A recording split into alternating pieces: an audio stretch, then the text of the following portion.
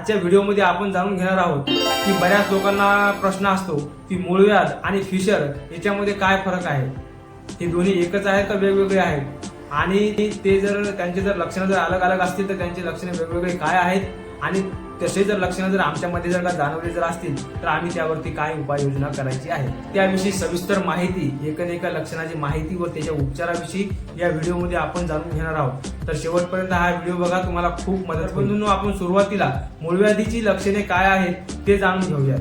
साधारणतः जेव्हा बऱ्याच लोकांना मूळव्याधीची सुरुवात होते तर आपण असं धरूयात की मूळव्याध आणि फिशर या दोन वेगवेगळ्या गोष्टी जर समजल्या तर मूळव्याध ही सुरुवातीची स्टेप आहे आणि मूळव्याधीच्या नंतर मूळव्याधीचाच एक प्रकार आहे, त्याला फिशर असे म्हणतात. परंतु छोटासा असा फरक आहे, तो आपण जाणून घेऊयात जेणेकरून तुम्हाला कळेल की तुम्हाला मूळव्याध आहे की फिशर आहे आणि त्यावरती काय उपाययोजना करायला पाहिजे. मूळव्याधीचं पहिलंच जे लक्षण आहे ते म्हणजे व्यवस्थित पोट साफ न होणे, आणि त्याच्यानंतर ज्या लोकांना व्यवस्थित पोट साफ होत नाही त्यांना संडासला बसल्यानंतर प्रचंड वेदना होतात, कारण की जी सुरुवातीची जी संडास आहे तिचा असा जवळपास खूप मोठा खडा तयार होतो आणि अशी कडक संडास जी येते ती कडक संडास आपल्या कोमल असणाऱ्या गुदद्वाराला घासून येते. त्यामुळे त्या लोकांना त्या ठिकाणी वेदना तर होतात, सोबतच त्यामधून रक्तस्राव सुद्धा होऊ शकतो. बऱ्याच लोकांना सुरुवातीला रक्तस्राव असतो किंवा काही लोकांना नसतो, परंतु त्रास हा कॉमन आहे. संडासला बसल्यानंतर कुंथावं लागतं, जोर लावावा लागतो, त्यामुळे त्यांचं व्यवस्थित पोट साफ होत नाही.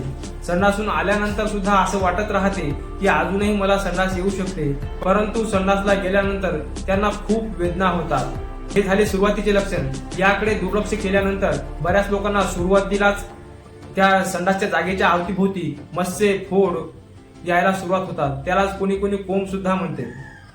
तर हे अशा प्रकारे ही मूळव्याधीची लक्षणे आहेत. मूळव्याध जर झाली जर असेल तर आपण त्याला रिव्हर्स करू शकतो. या ठिकाणी जर योग्य प्रकारे आपण जर का काळजी जर घेतली तर इथून पुढे हा आजार सरकू शकत नाही. इथून वापस जाऊन तो जो रोगी आहे त्याने जर योग्य पथ्य पाणी जर पालन जर का केले तर तो या ठिकाणी निरोगी होऊ शकतो व त्याला कसल्याही प्रकारचं ऑपरेशन किंवा महागड्या ट्रीटमेंट घेण्याची गरज नाही. या ठिकाणी आपण आयुर्वेदिक ट्रीटमेंटने सुद्धा निरोगी होऊ शकतो.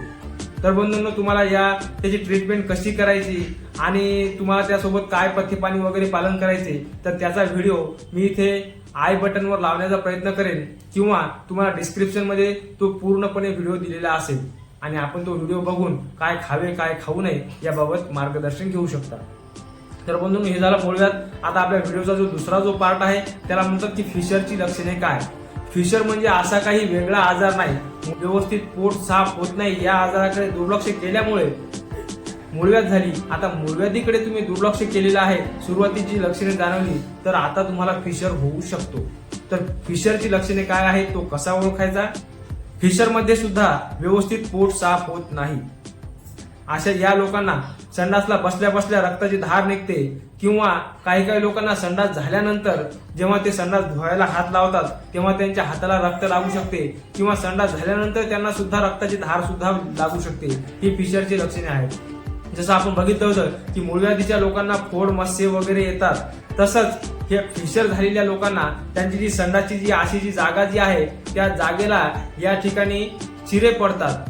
त्या चिरे पडल्यामुळे मूळव्याधीमध्ये जो त्रास होतो तो 5-10 मिनिटाकरता होणारा जो त्रास आहे तो फिशर झाल्यानंतर या ठिकाणी चिरे पडल्यामुळे संडास झाल्यानंतर तो त्रास अर्ध्या तासापासून ते 4 ते 5 तासापर्यंत ह्या वेदना होऊ शकतात. ठणक लागू शकते, त्या व्यक्तीला झोप लागत नाही, रक्त जास्त स्राव झाल्यामुळे त्याला अशक्तपणा येतो, त्या व्यक्तीला कोणत्याही कामामध्ये मन लागत नाही. संडास केल्यानंतर जो त्रास होतो त्यामुळे त्याला संडास येऊच नये असं वाटते. संडास न येण्यासाठी तो जेवण करायला घाबरतो. बरेच लोक जेवण करत नाही. जेवण न केल्यामुळे शरीरामध्ये उष्णता वाढते, ऍसिडिटी वाढते आणि परत संडासचा खडा होतो, परत त्यांना संडासला त्रास होतो आणि तो अशा या मूळव्याध, अपचनाच्या आणि उपाशी राहण्याच्या दुष्टचक्रामध्ये तो रुग्ण फसतो आणि तो त्या ऑपरेशन किंवा महागड्या ट्रीटमेंटकडे धाव घेतो. आणि तर परतही अशी जर दिनचर्या जर त्याची जर राहिली तर त्यांना हा आजार परत फिशर होऊ शकतो, परत रक्तस्राव होऊ शकतो. म्हणून बंधूंनो, जर आपण अनेक प्रकारची ट्रीटमेंट घेऊन योग्य तसा आपल्याला रिझल्ट जर मिळत जर नसेल, तुमचं 1 किंवा 2ही ऑपरेशन झालेले असाल आणि आपण ऑपरेशनाला किंवा या दीर्घ ट्रीटमेंटना कंटाळले जर असाल, तर एक वेळ दिलेल्या या नंबरवरती संपर्क करा. तुम्हाला योग्य ते आयुर्वेदिक मार्गदर्शन केले जाईल. जर तुम्हाला गरज जर असेल तर औषधी सुद्धा पाठवल्या जाईल. आता आपण उपाययोजना बघूयात की या आजारावरती उपाययोजना काय जर केली तर आपण घरच्या घरी या आजारातून नीट होऊ शकतो. तर बंधूंनो, उपाययोजनेसाठी तुम्हाला जर दीर्घ व्हिडिओ जर लागत जर असेल तर तो सुद्धा डिस्क्रिप्शन मध्ये दिलेला आहे. मुख्य जी ट्रीटमेंट आहे ती तुम्हाला या व्हिडिओमध्ये सांगत आहे मूळव्याध आणि फिशरची. तर जी आपली जी दिनचर्या जी आहे आणि आपला चुकीचा जो आहार आहे त्यामुळे हा आजार झालेला आहे. त्यामुळे आपण जर अयोग्य वेळी झोपत असाल, अयोग्य वेळी उठत असाल, योग्य आहार जर घेत नसाल तर याकडे लक्ष देऊन आपला जो आहार ते आपल्या आयुष्यातून बाहेर करा आणि जीवन एका शिस्तबद्ध रीतीने जगायला सुरुवात करा. योग्य वेळी जेवण, योग्य वेळी झोप व योग्य वेळी पोट साफ होणे या गोष्टीकडे जर आपण जर लक्ष जर दिलं तर आपण नक्कीच घरच्या घरी निरोगी होऊ शकतो. तर सर्वात महत्वपूर्ण सांगतात की असे पदार्थ खाऊ नये जे तळलेले आहेत, भाजलेले आहेत, मांसाहारी आहेत, जास्त मसालेदार आहेत. असे पदार्थ खाऊ नयेत जे त्यांच्या गुणाने उष्णता निर्माण करतात आपल्या शरीरामध्ये गेल्यानंतर, शिळे आहेत. आणि राजसिक प्रकारचा आहार आपण घेतला नाही पाहिजे. सोबतच बंधूंनो, जर तुम्ही खूप धावपळीचं जीवन जगत असाल, जास्त करून व्यायाम किंवा ओझे वगैरे उचलणं जर असेल तर हा फिशर राहेपर्यंत या गोष्टीकडे आपण थोडं लक्ष द्या. जर तुम्ही व्यायाम वगैरे करत नसाल तर व्यायाम करायला सुरुवात करा. कमी जर झोप घेत असाल तर 7 ते 8 तासाची शांत झोप घ्या. आणि असं तुम्ही निरोगी आयुष्य या गोष्टीचं पालन करून जगू शकता. बंधूंनो, अधिक माहिती करता दिलेल्या या नंबरवरती संपर्क करा. आपल्याला योग्य ते मार्गदर्शन केले जाईल. पूर्ण व्हिडिओ बघितल्याबद्दल मी आपला खूप खूप आभारी आहे. धन्यवाद.